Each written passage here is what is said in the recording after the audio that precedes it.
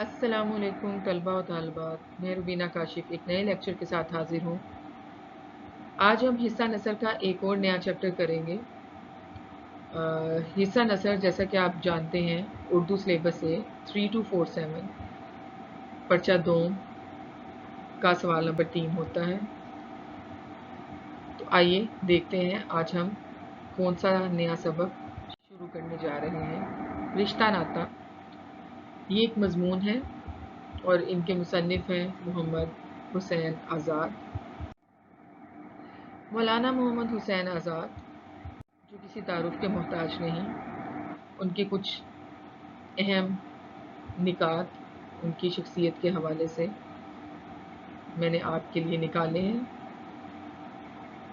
مولانا محمد حسین آزاد ایک ادیب، بہترین نقاد، ممتاز شاعر، تاریخ ساز، انشا پرداز اور مصنف ہیں۔ آئیے اب مولانا محمد آزاد حسین کا مکمل تعارف جان لیتے ہیں۔ محمد حسین آزاد اردو ادب کے ایک نمایاں مصنف، شاعر، نقاد اور نثر نگار تھے۔ ان کا پورا نام مولوی محمد حسین آزاد تھا اور وہ 1830 میں دہلی میں پیدا ہوئے۔ ان کا تعلق ایک علمی خاندان سے تھا۔ ان کے والد مولوی محمد باقر بھی ایک معروف عالم اور صحافی تھے جو ہندوستان کے پہلے اردو اخبار دہلی اردو اخبار کے بانی تھے۔ تعلیمی پس منظر: محمد حسین آزاد نے ابتدائی تعلیم اپنے والد کے زیر سایہ حاصل کی۔ بعد میں انہوں نے فارسی اور عربی زبان و ادب کی تعلیم حاصل کی جس نے ان کے علمی شعور کو نکھارا۔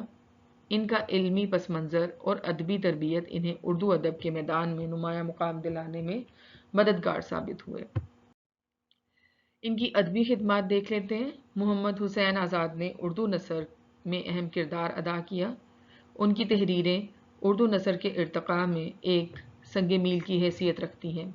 ان کی مشہور تصانیف میں آب حیات، نیرنگ خیال، قصص ہند اور دربار اکبری شامل ہیں۔ آب حیات کو اردو ادب کی تاریخ میں ایک اہم دستاویز سمجھا جاتا ہے جو اردو شاعری کے ارتقاء کو بیان کرتی ہے۔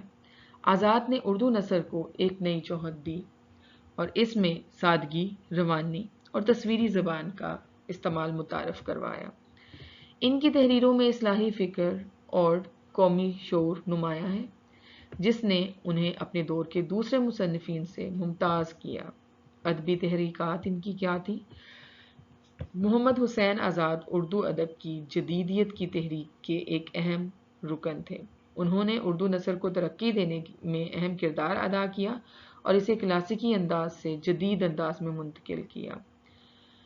ان کی تحریریں نہ صرف ادبی بلکہ فکری اور تہذیبی سطح پر بھی بہت اہمیت رکھتی ہیں۔ تو یہ تھی ان کی ادبی خدمات اور ادبی تحریکات۔ وفات: محمد حسین آزاد نے 22 جنوری 1910 کو لاہور میں وفات پائی۔ ان کی زندگی اور کارنامے اردو ادب کی تاریخ میں ہمیشہ یاد رکھے جائیں گے۔ ان کی ادبی خدمات نے اردو زبان اور ادب کو نئی بلندیوں تک پہنچایا اور ان کے اثرات آج بھی محسوس کیے جاتے ہیں۔ محمد حسین آزاد کی شخصیت اور ادبی کارنامے اردو ادب کی تاریخ میں ایک اہم مقام رکھتے ہیں اور ان کی تحریریں آج بھی ادب کے طالب علموں اور شائقین کے لیے قیمتی اثاثہ ہیں۔ نثری اسلوب تو ہر سبق کے مصنف یا شاعر کے ہم نثری اور شعری اسلوب جانتے ہیں تاکہ ہم تجزیاتی سوال کرنے کے قابل ہو سکیں۔ تو مولانا محمد حسین آزاد کے بھی کچھ نثری اسلوب ہیں جس کو میں نے 2 حصوں میں تقسیم کیا ہے، ایک فکری خصوصیات کے نام سے اور ایک فنی خصوصیات کے نام سے۔ تو دونوں کی ہم تفصیل جان لیتے ہیں۔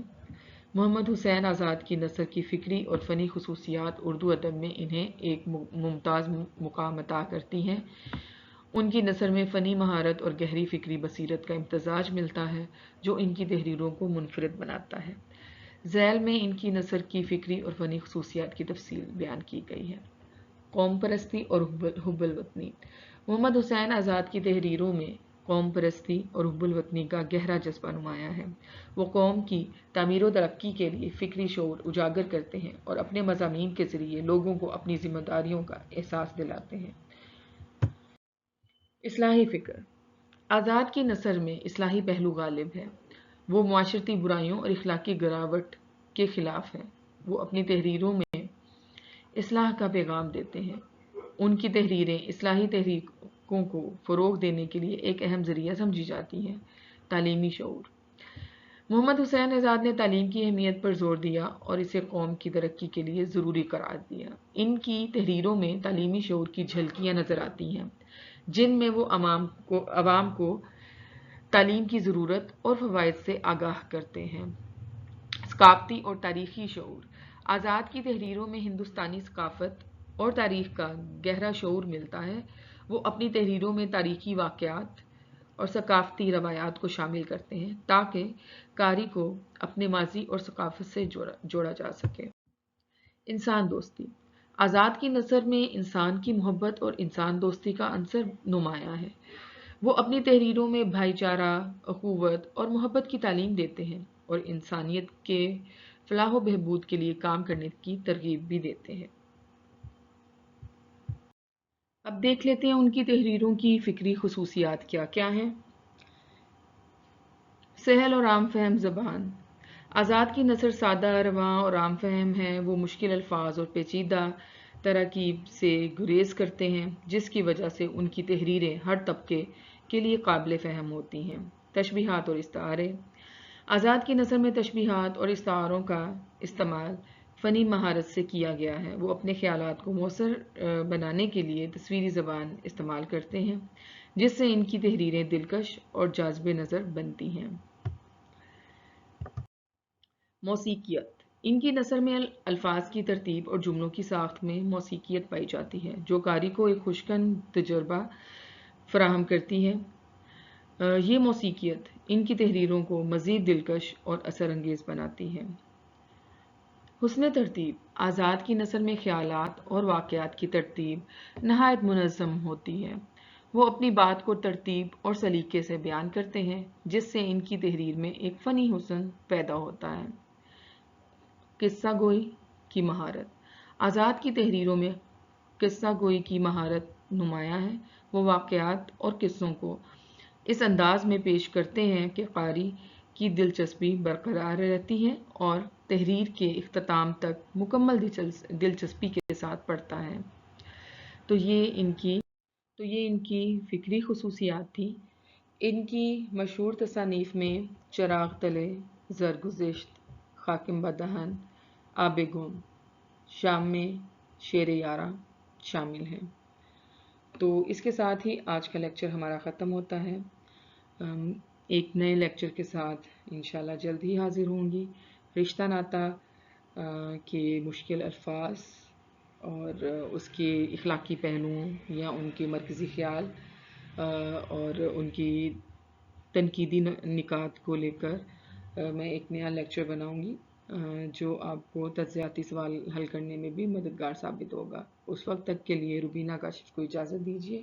اللہ حافظ۔ اپنا بہت سا خیال رکھیے گا۔